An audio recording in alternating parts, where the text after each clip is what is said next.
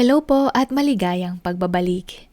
Narito po ang compilation videos na mula sa Betrayal Stories playlist na sana po ay magustuhan po ninyo. Maraming salamat po! Unang video. Nagtagpo ang landas namin ng asawa ko sa isang hotel na kung saan pareho kaming nagtatrabaho bilang housekeeping. Madalas ay natatapos ang aming shift sa trabaho bago maghapunan. Kaya nung minsang sumweldo kami, ay inaya ko siyang kumain kasama ko. Habang kumakain kami, ay napainom kaming dalawa ng serbesa.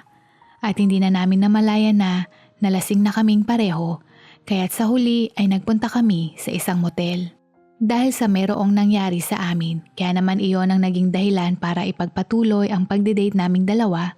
At hindi nagtagal, nagbunga ang aming relasyon at nagdesisyong magpakasal. Nagmamahalan at masaya naman ang aming pagsasama. Maliban na lang sa hindi sapat ang aming kinikita para matupad ang pangarap niyang magkaroon ng magandang bahay, sasakyan, mga magagarbong damit at alahas. Hindi namin maiwasang mangarap dahil nasa mababang level kami ng lipunan. Lalong-lalo na ang misis ko. Paborito niyang libangan ang pagtingin sa mga litrato ng mga artista o influencer sa social media. At madalas niya rin sabihin sa akin ang kanyang mga hiling o gusto. Tinutugunan ko naman ito hanggang sa abot ng aking makakaya at nasa ibabang posisyon lang ako sa trabaho kaya minsan hindi ko maiwasang ma-stress sa mga hinihiling ni misis. Dahil may pagkakataong siya ay nagrereklamo at naghihinaing kung bakit siya ay walang ganito at ganyan, hindi ko maiwasang mapaisip dahil lumaki naman siyang ganoon ang buhay niya. Marahil epekto ito sa mga nakikita niya sa social media. Ang kanyang inggit ay unti-unti nang napupuno at hindi ko maiwasang mag-alala kung dumating sa puntong ito'y mapuno. Hindi ko kasi prioridad ang mga material na bagay, lalo na't hindi naman ito nakakabusog ng tiyan o kaya mapapainom ng gatas ang aming anak. Mas lumala ang sitwasyon noong siya ay matapos manganak. Madalas iritable at kung padededehin niya ang aming anak ay minsan galit na galit dahil sa sobrang sakit at kadalasan paiba-iba ang kanyang mood. Wala akong magawa kundi intindihin ang misis ko. Kaya ako na ang umako sa pag-aalaga sa aming anak pagkatapos kong magtrabaho at ang biyanan kong babae naman ang nag-aalaga habang ako'y nasa trabaho. Makalipas ang ilang buwan matapos ang kanyang maternity leave, siya ay bumalik sa trabaho. Nakita kong bumuti na ang kanyang pakiramdam. Lumuwas ang aking ina upang siya ang mapag-iwanan namin sa aming anak kapag kaming dalawa ay nasa trabaho. Nag-apply siyang waitress sa hotel at siya ay natanggap. Naka-assign siya sa bar lounge area ng hotel. Doon ko lang siya nakitang masaya, marahil mas marami siyang tip na natatanggap mula sa mga customer ng hotel. Subalit, noong tumungtong sa 3 ang edad ng aming anak, biglang nag-iba ang ihip ng hangin. Madalas mainit ang kanyang ulo, palaging galit at masungit. Pati maliit na bagay, pinalalaki at madalas din niyang mapagalitan ang aming anak. Pilit ko man siyang iniintindi dahil baka meron siyang pinagdadaanang hindi ko mawari. Pero kalaunan, natuklasan ko na pera pala ang ugat kung bakit palagi siyang umuusok na takore. Ang kawalan namin ng pera at ang maliit kong sahod ang sinisisi niya kung bakit ang buhay niya ay nasa ibaba pa rin. Bilang isang lalaki, para sa akin, sobrang nanliit ako noong mga oras na iyon. May trabaho nga ako, ngunit kulang pa rin ito sa misis ko. Hindi kasi kasama sa budget ang mga material na bagay na hindi namin kailangan. Marahil ang pagtutok niya sa social media ay nakakaapekto ito sa kanya ng labis, kung kaya naman ang kanyang inggit ay mas lalong lumalalim. Sa sobrang abala sa pagtingin sa kanyang cellphone, nakakaligtaan na niya ang kanyang anak. Akala ko, alak, sigarilyo o sugal ang nakaka-addict. Pati din pala ang pagtingin sa social media ay nakaka-addict din at isa na doon ang misis ko. Dahil tinutulungan din kami ni inay sa pag-aalaga sa aming anak, kung kaya naman ang misis ko ay iniasa na niya ito sa nanay ko. Isang araw, bigla niyang iminungkahi sa aming usapan na gusto daw niyang mangibang bansa at mag-apply bilang domestic helper o housekeeping o waitress sa ibang bansa. Nais niyang maging isang OFW. Sigurado daw siya na matatanggap siya agad dahil sa kanyang working experience at mas malaki ang kikitain niya sa ibang bansa kumpara sa ating bansa. Dagdag pa niya na nais niyang makapunta sa ibang lugar. Naiintindihan ko naman ang punto niya. Sino ba naman ang walang gusto na guminhawa ang buhay at magkaroon ng sariling tahanan? Alam ko na maganda ang kanyang intensyon. Kaya lang ang kapalit nito, ang paghihiwalay namin at paglayo niya sa kanyang anak. Hindi maikakailang madaming mga kababayan natin na OFW na ang buhay ay guminhawa. Pero para sa akin, importante ang pamilya lalo na't mayroon na kaming anak at pareho naman kaming may trabaho. Hindi pa nag-aaral ang aming anak at sa tingin ko kailangan ng anak namin ang presensya at gabay niya. Ngunit mukhang bago pa man niya sabihin sa akin ang kanyang plano, halata ng buo na ang kanyang loob at isipan na gawin ito. Makalipas ang 1 taon at natupad na ang kanyang ninanais. Bigla na lamang niyang ipinaalam sa akin na natanggap siyang domestic helper sa Australia at malapit na siyang umalis. Ako'y nabigla dahil akala ko ay makikinig siya sa aking pakiusap pero mas pinili niyang magtaingang kawali. Hindi ko rin napansin ang pag-aasikaso niya sa mga papeles, sanhi nang ako'y abala sa aking trabaho, pati na rin sa pag-aasikaso ng aming anak. Sa panahong nagdaan, ang aming samahan ay nalalamatan. Siguro dahil abala siyang asikasuhin na matupad ang kanyang nais na makapagtrabaho sa ibang bansa. At ako naman ay abala sa mga pangangailangan namin at ng anak ko. Hindi ko na siya napigilan. Dahil kagaya ng dati, hindi naman siya nakinig at wala na rin naman akong nagawa upang mapabago pa ang isip niya. Ayon sa kanya, buwan-buwan naman daw siyang magpapadala ng pera para sa bata. Nawasak at nagula-gulanit ang dibdib ko hindi dahil magkakawalay kami ng misis ko, kundi dahil sa aking anak. Masakit sa akin na maranasan ito ng aking anak. Masakit sa akin na hindi ko kayang maibigay ang mga luhong gusto niya. Masakit dahil magkakawalay ang aking mag-ina. Masakit dahil ang aking munting anak ay maagang makakaramdam ng pangungulila sa pagmamahal at pag-aaruga mula sa kanyang ina. Lalong masakit nung makita ko kung gaano kasaya ang misis ko nung oras kong malaman na siya ay aalis. Walang bakas na lungkot. Tanging saya lamang ang makikita sa kanyang muka. Hindi ko minsan maiwasang maghinanakit sa poong may kapal kung bakit niya pinaparana sa amin ang ganitong sitwasyon. Dumating ang oras na kailangan na niyang lumisan at nagpaalam lang siya sa amin na walang bakas na kahit anong lungkot sa kanyang muka. Kahit isang luha ay walang tumulo sa mata ng asawa ko.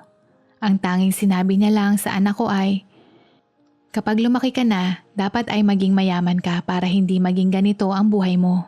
Inakap niya ang aming anak at sumakay sa sasakyan patungo sa paliparan at hindi ko akalaing iyon na pala ang huling beses na nakita namin siya ng anak ko. Nakatanggap ako ng mensahe na may litrato galing sa kanya. Mga 1 linggo na ang nakaraan mula nung dumating siya sa Australia. Nasa isang magarbo at malaking bahay siya na may swimming pool at nakaupo siya sa may upuan at tila ba nag-e-enjoy habang nasisikatan ng araw. Sinabi niya na nagre-relax lang siya dahil tapos na ang kanyang mga gawain at napakabait daw ng mga amo niya. Napakadali lang daw ng trabaho niya kung ikukumpara noong tagalinis pa siya sa hotel. Bukod doon, magpapadala daw siya sa amin ng 5,000 kada buwan. Kalaunan, madaming beses akong nagpapadala ng litrato sa kanya para kumustahin siya at ibahagi sa kanya ang mga nangyayari sa aming anak pero bihira itong mag-reply. Naiintindihan ko pa kung sa oras ng kanyang trabaho hindi siya sumasagot sa mga mensahe ko pero kahit oras na ng gabi at ang kanyang pahinga ay wala pa rin siyang reply sa amin. Meron namang wifi sa bahay ng amo niya. At ilang minuto lang naman ang kinakailangan para makapagpadala siya ng mensahe pero hindi niya magawa. Sobrang naawa ako sa aking anak dahil nasasabik siya sa kanyang nanay. Nagtataka lang ako dahil sinabi niya na madali lang ang trabaho niya. Mabait ang amo niya at marami ang oras niya para magliwaliw, pero bakit hindi man lang niya nagagawang kumustahin ang aming anak? Nagpadala siya ng salapi sa akin ng isang beses at hindi na ito muling naulit. Hindi ko rin naman siya pinilit dahil batid kong prioridad niya na makamit ang mga material na bagay na gustong-gusto niyang paglaanan. Sa palagay ko, sa paraang ito, kahit papano maiibsan ang inggit na kanyang nararamdaman. Ito din ang nagtulak sa akin upang magtrabaho ng maigi at mag-aral sa TESDA ng Seaman Course nang sa ganon mas malaki ang tsansa kong makapag-apply sa cruise ship nang sa ganon hindi rin makaramdam ng inggit ang aking anak at umaasa na balang araw ay ito ang maging udyok upang bumalik sa bansa ang aking misis. 1 taon ang nagdaan, nakatanggap ako ng isang nakakabiglang balita mula sa kanyang kaibigan. Tinanong niya ako kung sigurado daw ba akong nasa Australia ang asawa ko. May nakita daw kasi siyang tao sa social media na kamukhang kamukha ng asawa ko pero iba ang pangalan nito. Na-curious siya at sinubukan daw niyang i-add ito gamit ang peke niyang account at inaccept naman daw siya. Madami daw siyang nakitang kahina-hinalang litrato ng asawa ko. Ipinakita niya ito sa akin. At daig pa sa durog na paminta ang pagkadurog ng aking puso. Walang duda at siya nga ang asawa ko. Madaming litrato sa account na iyon pero ang lugar kung saan iyon kinunan ay dito lang sa Pilipinas. Iba't ibang lugar ngunit dito lamang sa ating bansa. Karamihan sa mga litrato ay kuha sa Siargao. Meron akong nakitang may kasama siyang lalaki habang nag-swimming at nag-snorkeling. Sa ibang kuha ay kasama niyang muli ang lalaki habang kumakain at umiinom ng mango shake. Nagtingin-tingin pa ako ng ibang litrato upang kumpirmahin ito. Isang banyagang lalaki na may katandaan na para na nga niyang lolo ang palagi niyang kasama. Magkayakap, magkahawak kamay, sobrang dikit at magkahalikan. Ang kanilang pagkamalapit ay pwedeng-pwede ng bahayan ng langgam. Ayan ang mga kuha nila sa litrato na madalas niyang post sa social media niya. Hindi maikakailang sila ay may relasyon.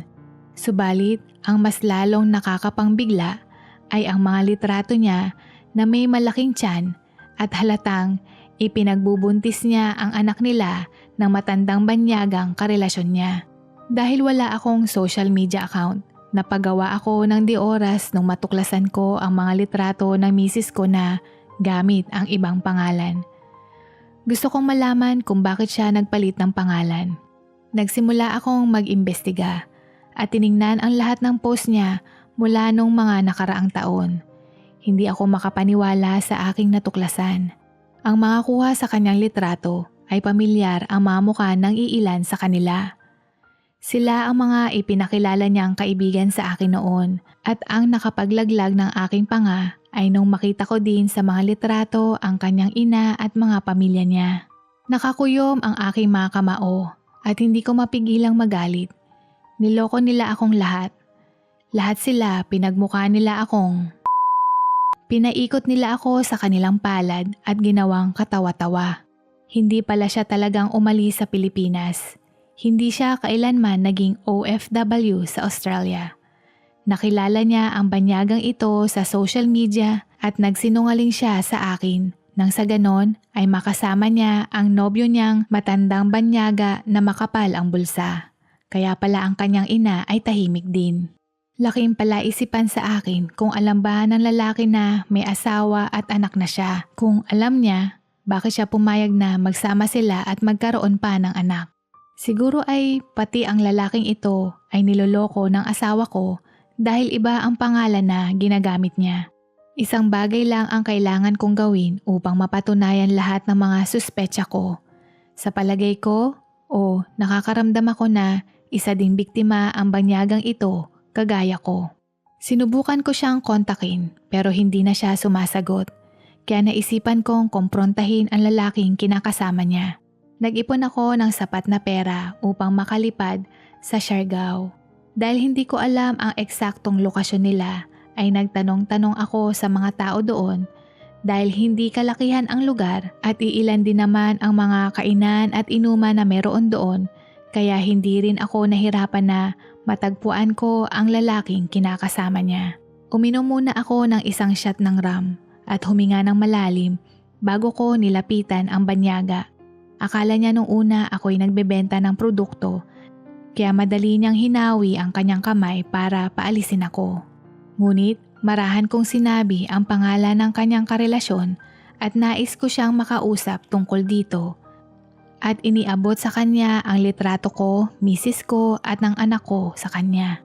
Meron siyang kasamang isa ding banyaga sa upuan at sila ay nagtatawanan bago ko pa man mabigkas ang aking pakay. At nung makita nilang dalawa ang litratong iniabot ko, tumayo sa upuan ang kasama niya upang bigyan kaming dalawa ng privacy. Batid ko ang pag-iba ng kanyang muka mula sa ngiti at biglang pagkagulat o may galit. Dahil sa pagkakaiba ng aming wika, may pagkakataong pinapaulit niya ang aking sinasabi. Inaamin ko na hindi ako kagalingan sa wikang Ingles at minsan mali pa ang aking pagkakabigkas. Gayunpaman, hindi ito naging hadlang upang maipaliwanag sa kanya ang gusto kong maiparating. Ang itsura ng banyaga sa litrato ay mukhang matanda, dala siguro sa kulay ng kanyang buhok. Pero ito'y malakas pa at malaki ang pangangatawan at gaya ng aking hula, hindi niya alam na meron na palang asawa at anak ang nobya niya na misis ko. Nagulat din siya dahil ibang pangalan ang ginamit niya. Napagtanto niya na ang relasyon nila ay base sa isang kasinungalingan. Inilagay niya ang kanyang mga palad sa kanyang muka at palihim itong lumuha. Magiging hipokrito naman ako kung sasabihin kong hindi ako nagalit sa banyaga. Ngunit mas nangibabaw ang awa ko dahil alam kong nabiktima lang din siya. Nag-inuman kaming dalawa habang naglalabasa ng sama ng loob hanggang sa nakatanggap na siya ng tawag mula sa misis ko pero hindi niya ito sinagot. May balak na daw siyang pakasalan ang misis ko pero napakadami daw nitong dahilan. Ngayon ay napagtantunan niya kung bakit ayaw nitong sumama sa Australia dahil sa takot na malaman na pekeng pangalan ang ginagamit niya. Humingi siya ng tawad sa akin dahil kung alam lang daw niya na may asawa ito ay lalayuan niya ito. Siya din daw ay galing sa isang hiwalayan nang lokohin siya ng kanyang asawa sa Australia. Nagbabaka sakali siya na makahanap ng babaeng tapat at maalaga dito sa ating bansa pero sa kasamaang palad ay natagpuan niya ang misis kong manloloko pala at ang masama pa doon ay buntis na ito na kanilang anak. Inamin niyang sobrang sakit ng mga revelasyong hatid ko pero nagpapasalamat siya dahil nalaman niya ang katotohanan. Anya niya hindi daw siya isang abogado pero alam niyang wala siyang laban sa misis ko dahil hindi naman sila kasal at wala din naman itong ibabayad sa kanyang danyos perwisyo. At mayroong ibang paraan na pwede niyang gawin. Maaari niyang sampahan ng kaso ang misis ko at ang mga magulang nito dahil umutang daw at gumasto siya ng napakalaking halaga para sa pamilya nito. Ipinapagawa din niya ang bahay ng mga ito sa Maynila at nangyari ang lahat ng ito dahil sa panlilinlang nila sa kanya gamit ang mga pekeng dokumentong naglalaman ng pekeng pagkakakilanlan ng misis ko. Napakalaking halaga nito at umabot na ng lampas sa 1 milyon ang nagastos niya kaya maaaring makulong ang misis ko at ang mga magulang nito. Kaya lang may isang rason na pumipigil sa kanya. Ang kanyang anak na pinagbubuntis ng asawa ko. Sa huli ay napagdesisyonan niyang itutuloy ang kaso at bababaan ang magiging parusa kapalit ang kustodya ng kanyang anak. Kahit anong mangyari ay sisiguraduhin daw niyang hindi lalaki sa kamay ng mga manloloko at mga maiitim na budhi ang kanyang anak. Sumang-ayon naman ako sa kanya dahil maging ako ay ayaw ko din na lumaki sa isang manloloko ang aking anak para hindi pamarisan. Kalaunan, naging matagumpay ang lahat ng plano niya. Dahil na rin siguro sa may kaya ang banyagang iyon kaya't nakakuha siya ng magaling na abogado. Nabilanggo ang misis ko at pamilya nito sa kasong estafa. Para mapatawa ng mababang hatol, nagbigay ng kondisyon ang abogado ng banyaga at bagay na hindi mahindian ng dati kong misis. Ang nakalakip sa kondisyon ay ibibigay niya ang tanging kustodya sa banyaga at siya ay mawawala ng karapatan bilang ina ng bata at kailangan nilang bayaran ng 2 beses ang halaga ng inutang nila at kung hindi ay kailangan nilang ilipat sa pangalan ng sanggol ang pangalan ng titulo ng bahay nila. Dahil siya ay nagdadalang tao at para na rin sa kaligtasan ng sanggol, pumayag ang korte na pansamantala muna siyang manatili sa bahay, hindi sa bilangguan habang hindi pa siya nanganganak. Lumapit sa akin para humingi ng tawad at tulong ang dati kong misis at sa pagkakataong ito, ako naman ang nagtaingang kawali. Nang siya ay manganak, hinatid na siya sa bilangguan at ang banyaga at sanggol ay naghahanda ng lumipad pabalik ng Australia at doon na maninirahan. Sana ay mabulok siya sa kulungan kasama ang manloloko at konsentidor niyang mga magulang at pagbayaran nila ang kasamaang kanilang ginawa. Nakatakda na rin ang aking paglalayag sa barko at nakakuha ng mas mataas na sahod kumpara sa dating hotel na pinapasukan ko. Hindi ko aakalaing magiging napakatamis ang aking paghihiganti.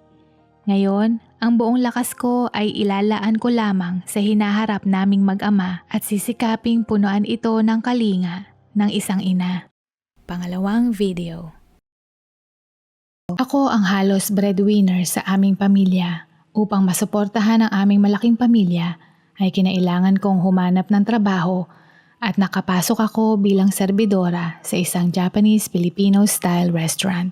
Kamakailan lang tumungtong sa 20 ang aking edad pero dahil sa sobrang pagod ko sa trabaho ay mas tumanda ang pakiramdam ko. Sa parehong restaurant ko nakilala ang aking napangasawa dahil siya ang may-ari nito. Mas matanda siya sa akin ng doble sa edad ko. Madalas nga ay napagkakamalan kaming magtatay ngunit napakabait niya sa akin sa kabila ng lahat ng pagkakamaling nagagawa ko sa trabaho. Tulad ng nakakabasag ako ng plato pero hindi siya nagagalit at sinasabing okay lang iyon habang tinutulungan akong maglinis. Subalit nung minsang nakabasag naman ang katrabaho ko ay ikinaltas nito ang nabasag na plato sa kanyang sweldo. Hindi lang iyan, palagi din niya akong pinupuri at sinasabihang maganda ang aking muka at pangangatawan. Hindi ko maikakaila na kinikilig ako sa tuwing sinasabi niya ang mga bagay na iyon dahil para sa akin ay nakukuha ko ang kanyang atensyon. Binibigyan din niya ako ng dagdag na pera para sa pagiging masipag ko daw sa trabaho. At ni minsan ay hindi ko siya nakita na ginawa niya iyon sa iba kong kasamahan sa trabaho na kung tutuusin ay mas masipag kaysa sa akin. Imbes na makaramdam ako ng kakaiba tungkol dito, ay hindi magkumayaw sa tuwa ang puso ko. Pakiramdam ko ay napaka-espesyal ko. Gustong-gusto ko na kinatutuwa ako ng ibang tao na para bang magaan ang loob nila sa akin. Batid kong mukha akong katatawanan sa ibang tao at binabalaan nila akong mag-ingat na huwag masyadong maging malapit sa may-ari ng restaurant. Batay sa mga sabi-sabi, nakasanayan na daw na tratuhin ng may-ari ang mga batang empleyado nito na mas espesyal kaysa sa iba. Hindi ko na lamang pinansin ang sinasabi ng iba dahil alam kong pinagseselosan lang nila ako dahil mas malapit sa akin ang may-ari ng pinagtatrabahuhan namin.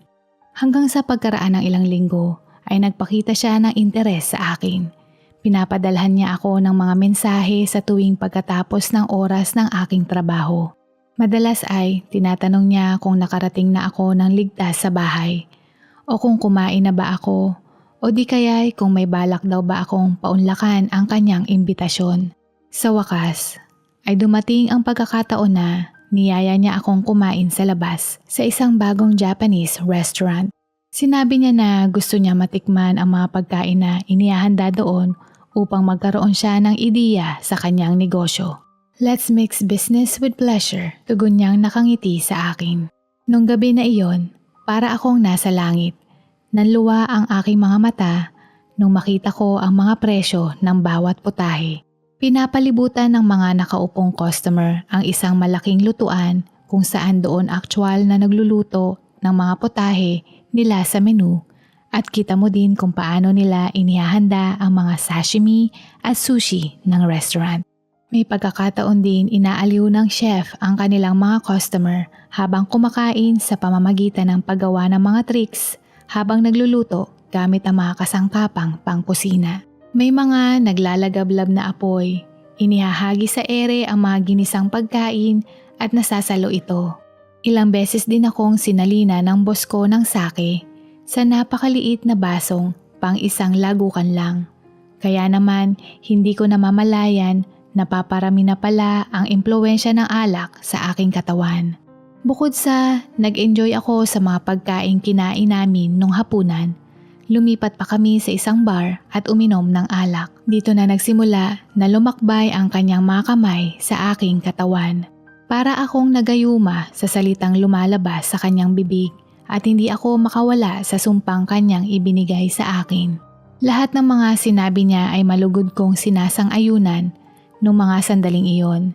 Hindi ko alam, siguro dala na rin ng impluwensya ng alkohol at buong katawan ko ay nakaramdam ng init. Hanggang sa medyo maulap na ang aking pag-iisip at medyo paika-ika ng maglakad dala ng kalasingan. Maya-maya pa namalayan kong kami ay nasa isang kwarto at ang kanyang bibig ay nagsimulang dumampi sa aking mukha, leeg at katawan. Naramdaman ko ding tinatanggal niya ang saplot ko habang nakahiga ako sa kama at nakatingin sa ilaw sa kisame. Isinuko ko sa kanya ang purong pagkababae ko at sa tingin ko, mahal na mahal ko na siya. Ang buong akala ko nung mga oras na iyon, pakiramdam ko ay nakuha ko na ang puso niya. Hindi ko alam na isa lamang itong malaking kalokohan at sinamantala niya ang pagka-inosente at kamangmangan ko noon. Magmula noon, itrinato niya ako bilang isang prinsesa. Sinabi pa niyang tumigil na ako sa pagtatrabaho at manatili na lamang sa bahay niya kasama siya. Ibinigay din niya sa akin ang kanyang ATM card at bilhin ko daw ang lahat ng aking kailangan.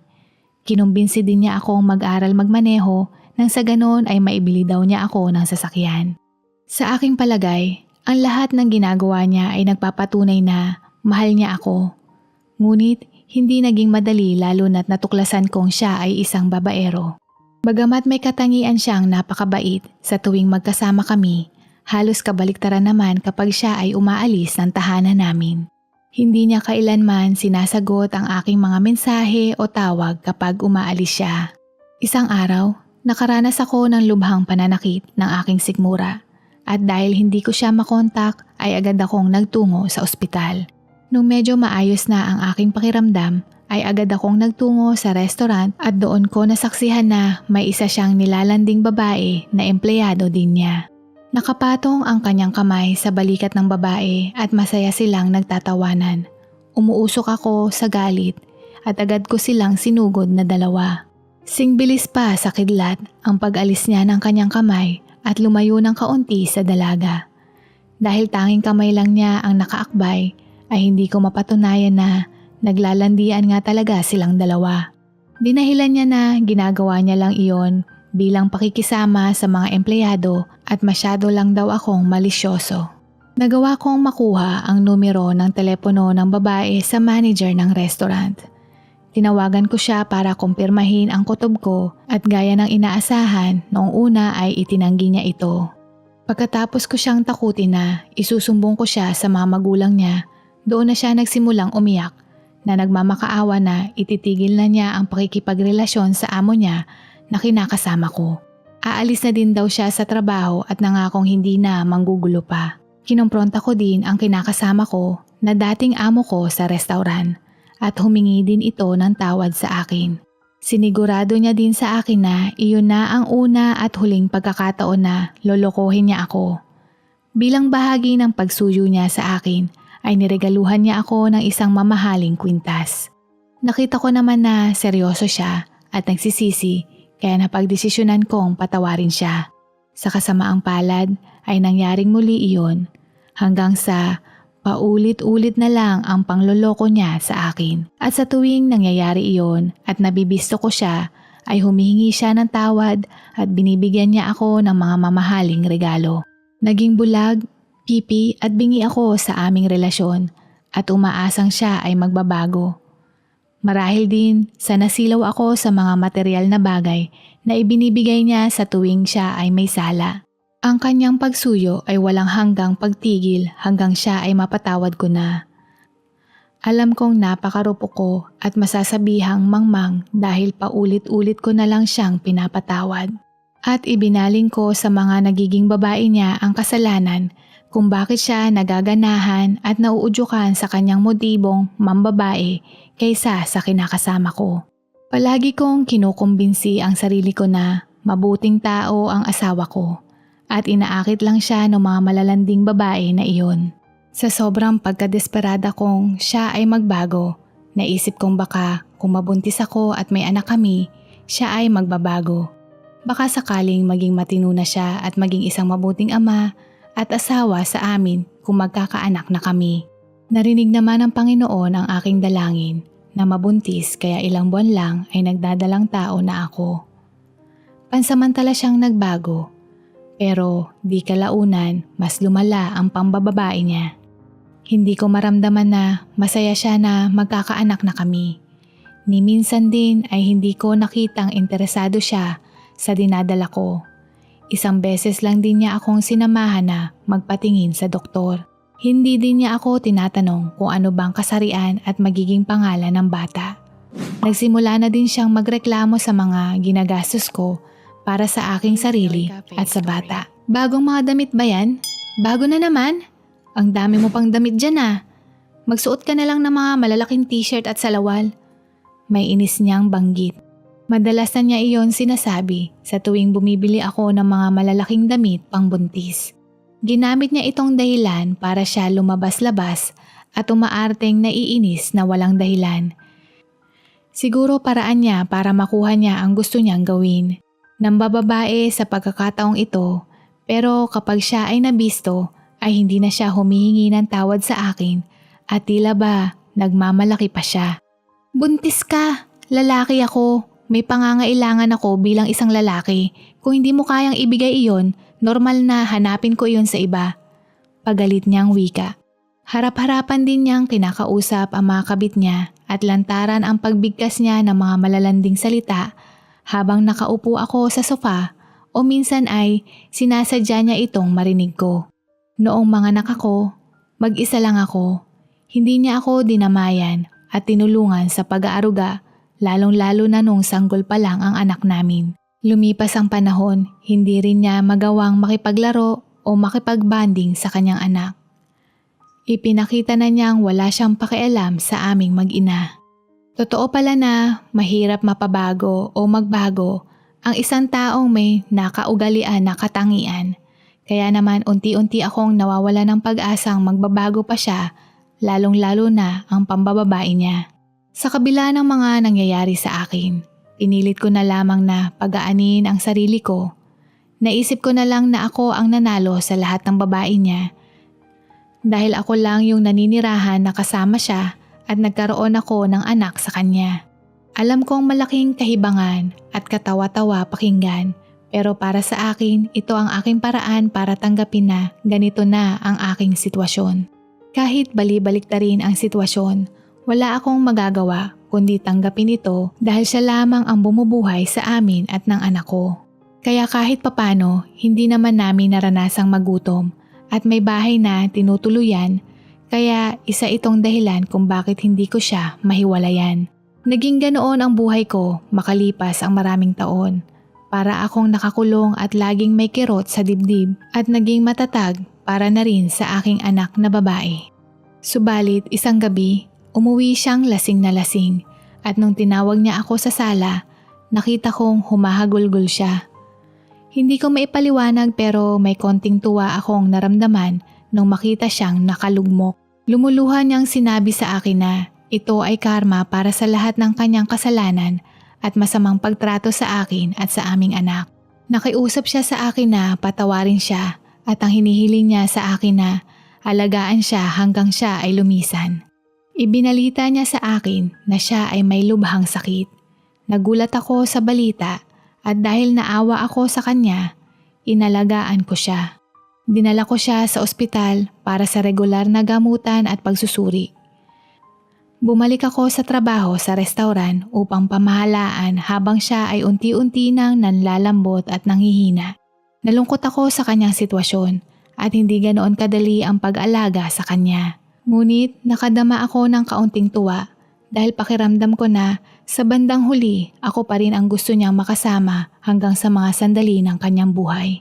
Nagawa ko siyang patawarin at kahit na marami siyang nagawa sa akin na hindi maganda. Dinala ko siya sa ospital para sa regular na gamutan niya at dahil umaabot ng ilang mga oras, umuwi muna ako upang alagaan ang aming anak at bumabalik. At nang makarating ako sa ospital, napagpasyahan kong huminto muna sa may tindahan upang kumuha ng mga maiinom na para sa amin.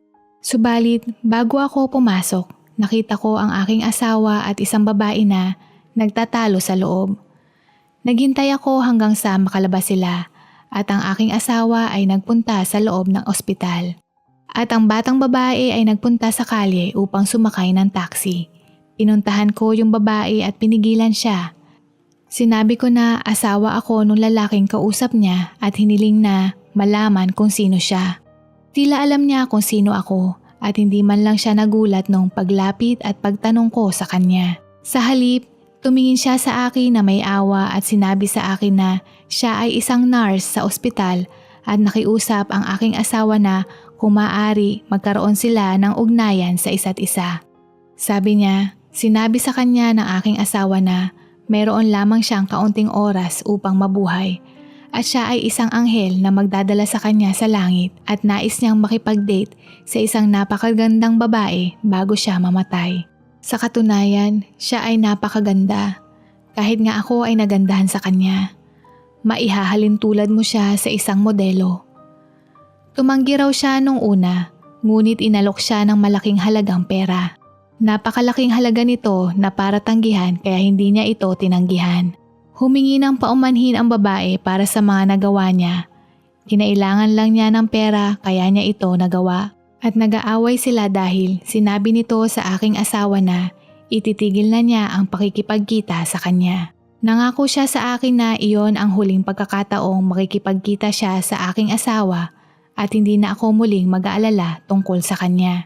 Pagkatapos ay pinuntahan ko ang aking asawa at kinompronta ko siya tungkol sa babaeng nurse. Tulad ng dati, tinanggihan niya muna ito pero nung nagpupumilit ako ay kalaunan umamin din siya. Nais daw niyang makipagrelasyon sa isang magandang babae bago siya mamatay. Marahil daw epekto ng mga gamot na tinuturok sa kanya ng mga doktor. Bigla akong napatigil, napatulala at nag-isip ng, paano naman ako, paano ang anak namin? Sagad talaga hanggang buto ang pagkababaero niya. Sinalo niya lahat nung nagbuhos ng ganitong katangian ang langit. Ang akala ko ay nagsisisi na siya sa mga kasalanan niya. Pero heto pa rin ako, nagbubulag-bulagan sa mga kaganapan. Sa pagkakataong ito, nakiusap siyang muli na patawarin ko siya. Pero sa pagkakataong ito, hindi na ako nagpauto. Humingi ako ng kondisyon mula sa kanya kung gusto niyang magpatuloy akong alagaan siya. Iyon ay ililipat niya sa akin ang kanyang ari-arian at ipapamana ang lahat ng ito sa kanyang nag-iisang anak. Hindi naman siya nag-alinlangan at sinunod ang kondisyong hiningi ko. Naisip ko noon na imbes na mapunta sa pambabae niya ang pera niya, ay ipamana na lang niya ito sa kanyang anak nang sa ganon ay may magandang buhay ang kanyang anak. Ako naman ay sawang-sawa na at manhid na sa lahat ng kalokohang nagawa niya sa akin. Sinigurado kong ang bawat sentimo niya sa bulsa at bangko ay nasa pangalan ng anak ko. Inalagaan ko siya na may katulong na tagapangalaga at sa bawat araw na lumilipas, lalong tumitindi ang kalagayan niya at lalo siyang dumedepende sa akin. Siguro ay nalalapit na ang kanyang oras kaya sinimulan niyang sabihin na mahal niya ako ng higit pa pero hindi ko kayang bigkasin ang salitang mahal kita sa kanya. Hindi ko na siya mahal at naiirita ako na pakinggan siya habang sinasabi niyang mahal kita. Kaya't nanatili akong walang ekspresyon at ginawa ko lang ang trabaho ko at naghihintay sa araw ng kanyang paglisan. Nung siya ay pumanaw, Walang magagandang babaeng umiiyak o dumalaw sa burol niya. Kahit na may galit sa puso ko, hindi ko maiwasang lumuha ng bahagya at kasabay nito may tuwa at sayang na darama. Kung anong dami niyang babae nung siya ay nabubuhay pa, kabaliktaran naman ito nung siya ay pumanaw na. Wala ni isa sa mga babae niya ang nandoon maliban sa akin. Sa aking pagninilay-nilay, naisip ko na ako lang pala ang babaeng nagtiyaga at naging matapat sa kanya. Ang mga babaeng dumaan sa buhay ng mister ko ay parang tren na dumating at singbilis ding umalis. Ito ang aral na ipapamana ko sa aking anak na babae. Sa isang relasyon, hindi dapat padala sa bugso ng damdamin. Kilalaning mabuti at higit sa lahat, kapag nagkamali na nung una, maaaring patawarin, ngunit kung sa pangalawang pagkakataon ay ng babae pa din, huwag ka nang mag-atubili at makipaghiwalay kaagad sa iyong karelasyon.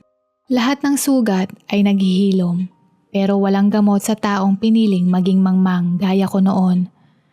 Maging matalino, matapang at sa lahat ng pagsubok ay may kalakip na leksyon upang hindi na maulit ito sa sunod. Dito na po nagtatapos at sana po ay nagustuhan po ninyo ang mga kwentong ito. Hanggang sa muli, paalam at God bless po!